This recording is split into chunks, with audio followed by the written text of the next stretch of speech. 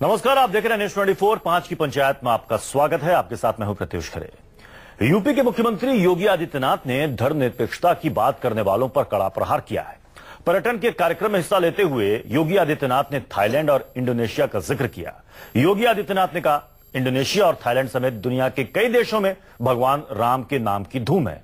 मुस्लिम देश इंडोनेशिया में तो राष्ट्रीय उत्सव तक रामलीला है, लेकिन भारत में राम का नाम लेने वाले को सांप्रदायिक कहा जाने लगता है।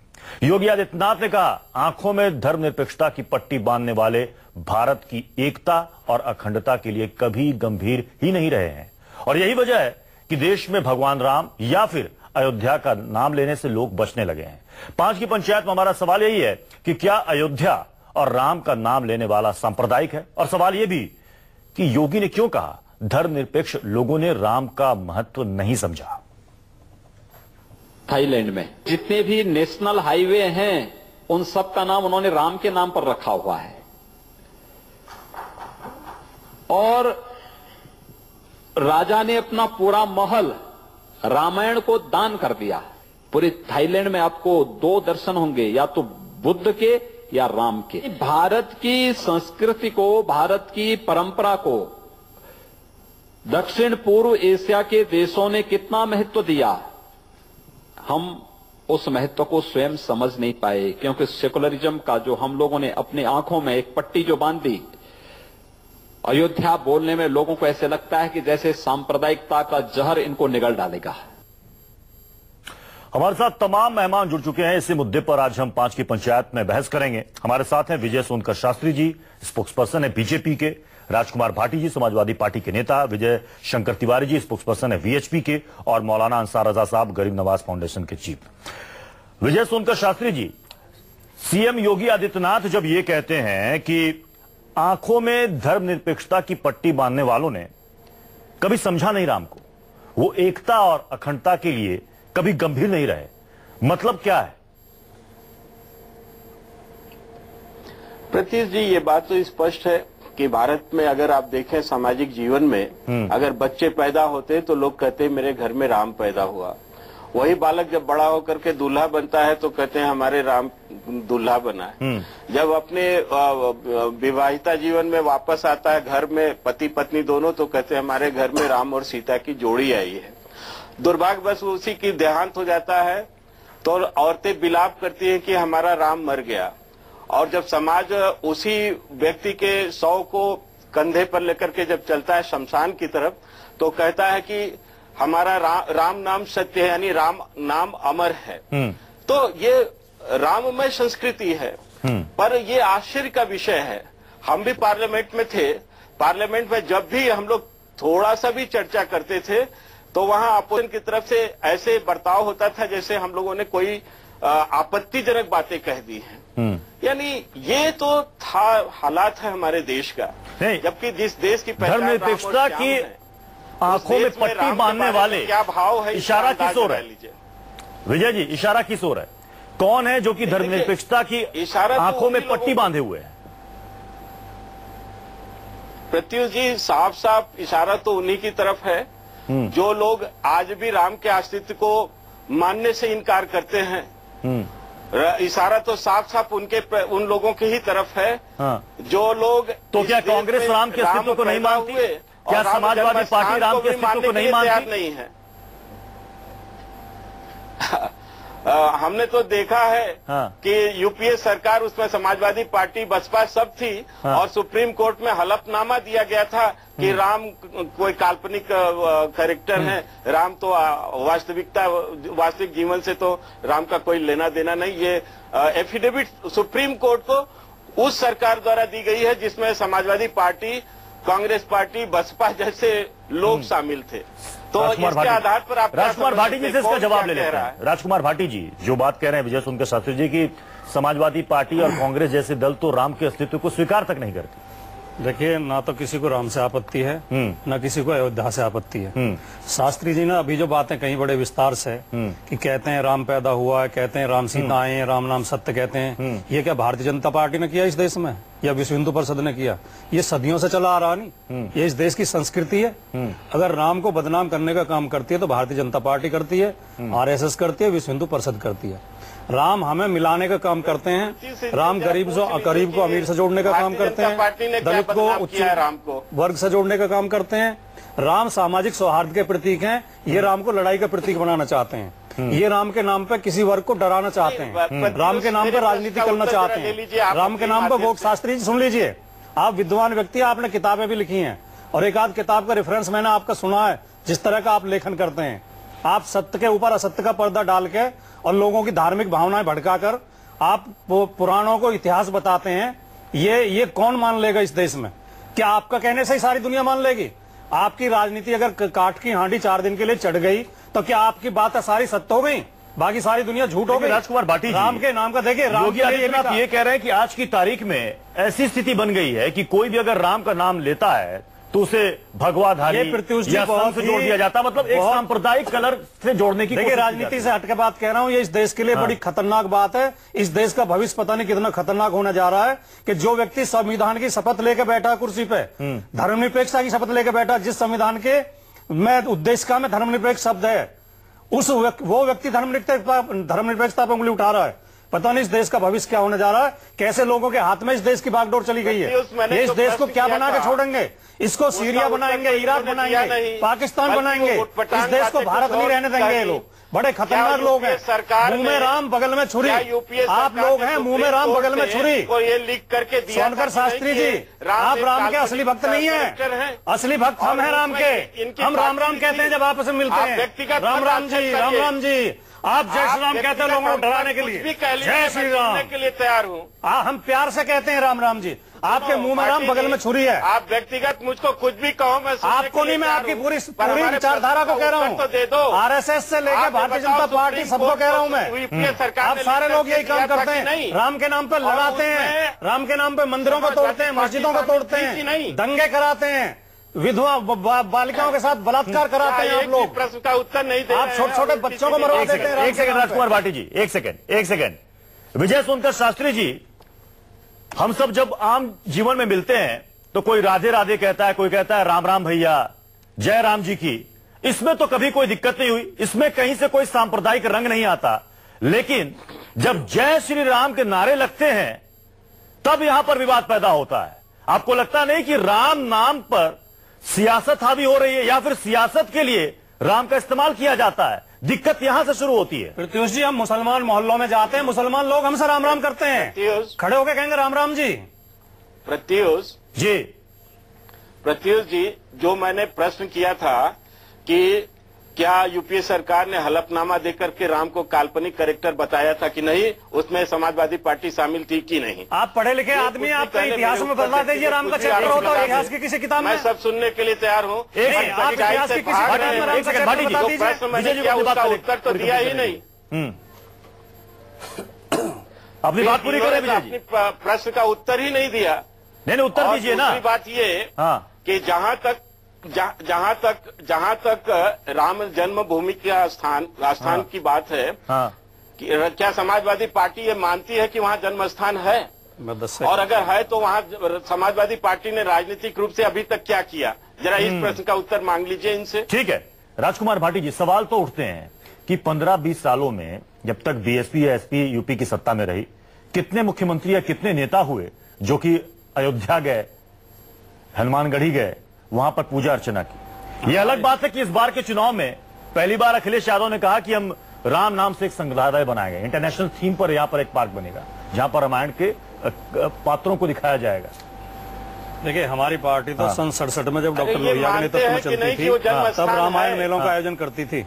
डॉक्टर लोहिया के नेतृत्व में सोशलिस्ट पार्टी का नाम आरोप है कि आपने अयोध्या में रामलीला बंद करा दी। नहीं, हमने कोई रामलीला बंद नहीं कराई। राम के नाम पर अगर कानून तोड़ा जाएगा, धर्म के नाम पर कानून तोड़ा जाएगा, किसी के साथ अन्याय किया जाएगा तो उसमें शासन हस्तक्षेप करेगा। नहीं तो अपनी निजी आस्था कोई कहीं करे, देश में करोड़ों जगह रामलीलाएं होती हैं, मानते ही नहीं, कोई नहीं रोकता। कि अयोध्या में राम पैदा हुए थे कि नहीं, ये भी नहीं मानते।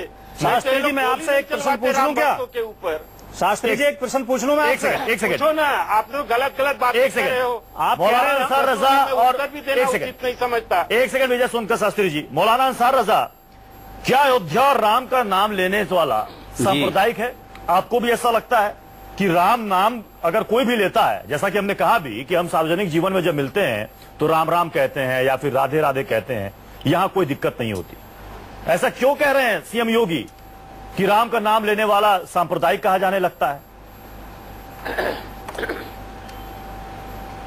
खरे साहब, सबसे पहले तो हम आपके चैनल के माध्यम से देशवासियों को ईद की मुबारकबाद देना चाहते हैं। दूसरा, अभी हमने भाटी साहब को भी सुन लिया और शास्त्री साहब को भी सुन लिया। बीजेपी जिस दिन राम को सही तरीके से समझ जाएगी उसी दिन मंदिर बन जाएगा। जिस दिन इसकी समझ में आ जाएगा कि राम क्या है, ये जिस दिन राम को बेचना बंद कर देंगे बीजेपी उसी दिन मुल्क में अमन आ जाएगा, चैन आ जाएगा। विश्व शास्त्री साहब, आप 10 मिनट तक भाषण करते रहे, मैं कुछ नहीं बोला। अब यार ये न्यूयॉर्क नहीं है कि प्रधानमंत्री बोले जा रहे हैं, लोग तालियां बजा रहे हैं। जरा सुनो हमारी बात को गौर से यार।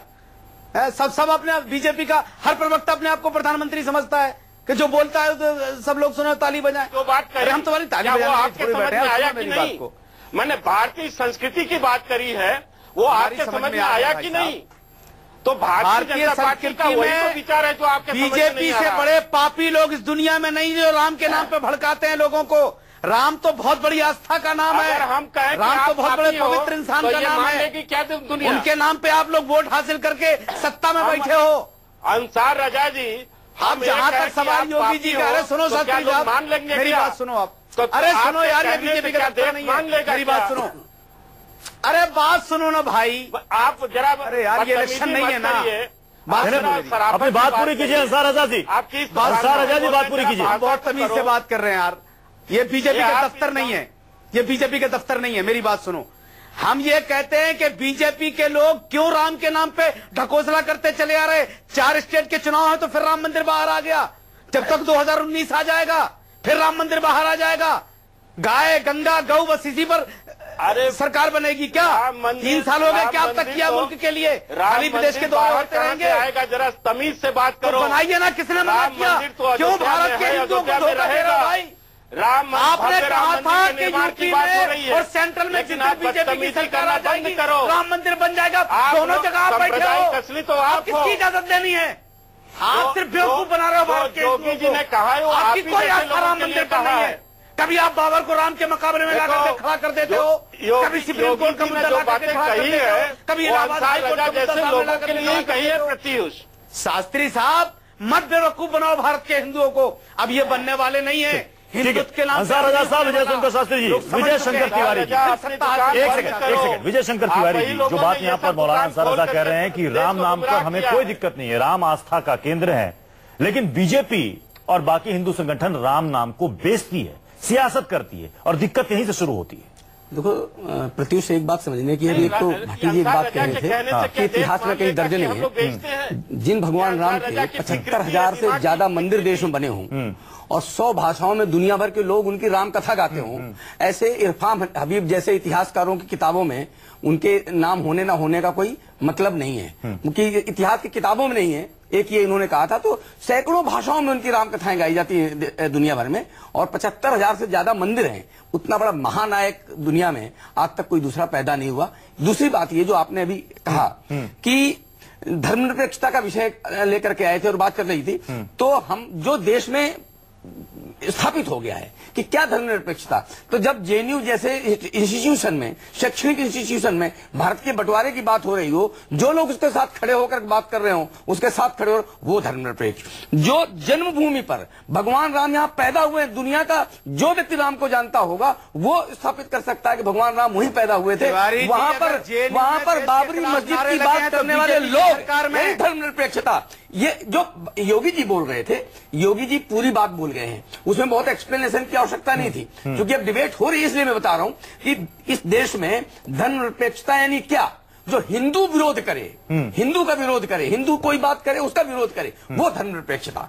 ये धर्मनिरपेक्षता की परिभाषा देश में गढ़ी गई है। तो अंसार रजा जी जवाब दीजिए। एक मिनट में राम मंदिर, ये गंभीर आरोप लगा रहे हैं। एक मिनट विजय जी, खरे साहब देखिए, बीएचपी का काम क्या है? ये गुंडों की पार्टी है। अरे गुंडो, अरे गुंडो, एक मिनट अंसार रजा, अंसार रजा गलत बात बोलने वालों को मैं बोलने बिल्कुल नहीं देता हूँ। एक बात समझ लेना चाहिए, आप गुंडों जैसी बात कर रहे हैं। आप बोलने के लिए आपके पास थोड़ी है यार, को गुंडों का ने बुलाया है, आप गुंडों को बुलाया है, गुंडों का बिल्कुल बोलते हैं ये भाई, गुंडों की पैरोकारी कौन करता है? एक सेकंड वो गुंडे होते हैं। विजय शंकर तिवारी जी, देखिए एक दूसरे पर इस तरह के निजी आरोप पूरा देश आपको सुन रहा है। कम से कम शब्दों का चयन ठीक कीजिए, कम से कम शब्दों का चयन ठीक कीजिए। डिबेट राम पर हो रही है, कहाँ से इसमें आप गुंडों जैसे शब्दों का इस्तेमाल कर रहे हैं? अंसार रजा जी, राजकुमार भाटी तय करना पड़ेगा कि आप क्या हैं। राजकुमार भाटी जी, आप गुंडों के साथ खड़े होते हैं, राजकुमार भाटी जी, जब समाजवादी पार्टी और कांग्रेस ये इल्जाम लगाती है कि बीजेपी ने राम के नाम का इस्तेमाल किया अपनी सियासत को चमकाने के लिए, तो ये आरोप क्यों ना कांग्रेस पर लगे, ये आरोप क्यों ना समाजवादी पार्टी पर लगे? अपनी सहूलियत के हिसाब से सियासत में समाजवादी पार्टी और कांग्रेस दोनों ने राम के नाम का इस्तेमाल किया। देखिए, हम पर आरोप तो तब लगेगा जब हम राम के नाम पर वोट मांगते हो। ये लोग राम के नाम पर वोट मांगते हैं। यूपी इलेक्शन से पहले वो क्या था? देखिए, जो आस्था के प्रतीक यूपी इलेक्शन से ठीक पहले अखिलेश सरकार की हमारी सरकार ने सभी धर्मों को सहूलियतें दी, हाजियों को भी दी, हिंदू भाइयों को भी दी, तीर्थ यात्रा के लिए बसें भी चलाई, बुजुर्गों को तीर्थ यात्राएं कराई, हिंदू 4 धाम की यात्राएं कराई, सिख भाइयों को भी दी, जैनियों को भी दी। हमारी सरकार धर्मनिरपेक्ष सरकार, भारत का संविधान धर्मनिरपेक्ष। मैं एक बात जरूर कहना चाहूंगा, अभी तिवारी जी ने प्रमाण दिया ऐतिहासिक होने का राम का, कि उनके 50,000 मंदिर देश में 75,000 हैं। तो मंदिर तो राम से ज्यादा शिव जी के हैं, फिर तो शिव जी भी इतिहास पुरुष हो गए, फिर तो शिव जी का भी आप सिद्ध कर देंगे। तो ये तो कोई तर्क नहीं है। नहीं, मेरी जानकारी सही है, शिव जी के ज्यादा मानते। देखो गलत है, आप राम के मुकाबले में ज्यादा ला सकते हैं। देखिए, मैं भी हिंदू हूँ, आप भी हिंदू। गलत बात नहीं, किसी इतिहास में नहीं। इतिहास मैंने पढ़ा है, इतिहास में कहीं इतिहास शुरू होता है सिंधु घाटी की सभ्यता से। राम के वजूद का इनकार भारत का इतिहास सिंधु घाटी की सभ्यता से शुरू होता है। देखो, राम और इतिहास में अब एक सवाल का जवाब दे देगा, राम इतिहास पुरुष बनवाओगे। वाल्मीकि रामायण में जिक्र आता है, जब रामचंद्र जी गंगा पार करते हैं और वो जो मल्लाह उन्हें मिलता है, उससे वो गले मिलते हैं प्रत्युष जी। लेकिन तुलसी की रामायण में है कि वो उनके पैर धोता है। देखो, तो कौन से राम सही है? मैं बताता हूँ, कौन से सही है बता दीजिए। वाल्मीकि के राम सही है, तुलसी के राम सही है? भाटी उस पार्टी के हैं जो पार्टी दो एक ही प्रकार के आरोपियों को, एक को जेल में बंद करते हैं, दूसरे को राम के वजूद का इनकार किया। तो ये इस प्रकार के चरित्र के लोग हैं। एक सेकंड, विजय सोनकर शास्त्री जी, जब चर्चा यहाँ पर राम की हो रही है, योगी आदित्यनाथ के बयान की हो रही है, इसी बीच एक बयान साक्षी महाराज का भी आ गया है। वो ये कह रहे हैं कि इस साल के नवंबर तक राम मंदिर के निर्माण की तारीख तय हो जाएगी। ये तारीख पिछले 3 साल से कभी सुब्रमण्यम स्वामी तय कर रहे हैं, कभी साक्षी महाराज तय कर रहे हैं। राम नाम पर बीजेपी के नेता बार बार ऐसे बयान क्यों दे रहे हैं? अभी इनकार कर देंगे शास्त्री जी कि सरकारी बयान नहीं है ये। विजय सोनकर शास्त्री जी, पहले तो इतने घटिया शब्दों का प्रयोग अंसार रजा जी कर रहे हैं, मुझे बहुत दुख हुआ है। और शायद अंसार रजा के पैनल का ये मेरा आखिरी डिबेट है। आज के बाद शायद अगर मुझे पता चल जाएगा चैनल पर अंसार रजा मेरे डिबेट में है तो मैं भाग भी नहीं। आपकी मर्जी है। घटिया शब्द का ये प्रयोग कर रहे हैं, आपकी अपनी मर्जी है। विजय सोनकर शास्त्री जी, सवाल का जवाब दीजिए। मैंने अपनी मर्जी बताई है, लेकिन देखिए, जहां तक राम मंदिर की बात है, अभी भाटी जी जो कह रहे हैं कि रामायण में अलग अलग चीजें लिखी गई हैं, अरे सवाल अलग अलग चीजों की बात नहीं है। सवाल तो यहाँ राम की बात है, और राम थे या नहीं थे इस पर तो इनकी पार्टी ने स्वयं प्रश्न चिन्ह लगाया था। यूपीए कार्यकाल में सुप्रीम कोर्ट को लिखित दिया था कि राम काल्पनिक कैरेक्टर है, इनका वास्तविकता से कोई लेना देना नहीं। वो लोग क्या जाने कि राम क्या होते हैं। और जहां तक राम की बात है, भारतीय जनता पार्टी की तरफ से राम मंदिर के लेकिन शास्त्री जी गई है, ये मामला सुप्रीम कोर्ट में पूरे देश को इंतजार है सुप्रीम कोर्ट के फैसले का। लेकिन बीच बीच में बीजेपी नेताओं का ये बयान, वो तारीख कैलेंडर लेके बैठ जाते हैं। कोई कहता है कि इस साल 2015 से चला आ रहा है, हर साल के आखिर में समय दिया जाता है कि राम मंदिर बनकर तैयार हो जाएगा।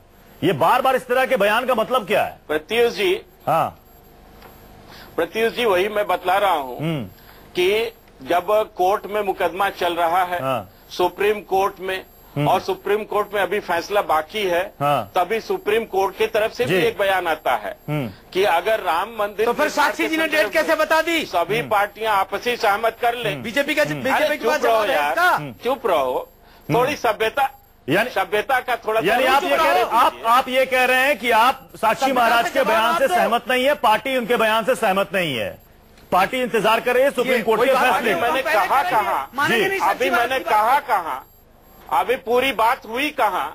हमने कहा कि सुप्रीम कोर्ट ने जब ये लिखित एक डायरेक्शन दिया कि अगर लोग चाहें, पार्टियां चाहें, तीनों पार्टियां, वो सबको पता है शास्त्री जी, वो सबको पता है सुप्रीम कोर्ट ने क्या कहा। मंदिर के, भव्य राम मंदिर के निर्माण का अगर सुप्रीम कोर्ट जैसी संस्था अपने कुछ विचार दे सकती है फैसला आने के पहले, तो अगर भारतीय जनता पार्टी का कोई व्यक्ति इस प्रकार की बातें करता है तो उसके बारे में क्या समाज विचार नहीं कर सकता है क्या? नहीं, लेकिन सुप्रीम कोर्ट ने ये नहीं कहा कि साक्षी महाराज और सुब्रमण्यम स्वामी डेट बताएं कि किस तारीख को मंदिर का निर्माण होना चाहिए। चलिए, समय की कमी है, समय की कमी है, इसलिए चर्चा को यहीं पर समाप्त करना पड़ेगा। जब आप ये बहुत बहुत शुक्रिया आप सभी का हमारे साथ इस 5 की पंचायत में शामिल होने के लिए। एक छोटे से ब्रेक के लिए यहां पर रुक रहे हैं, ब्रेक के बाद खबरों का सिलसिला जारी रहेगा, बने रहिए न्यूज़ 24 के साथ।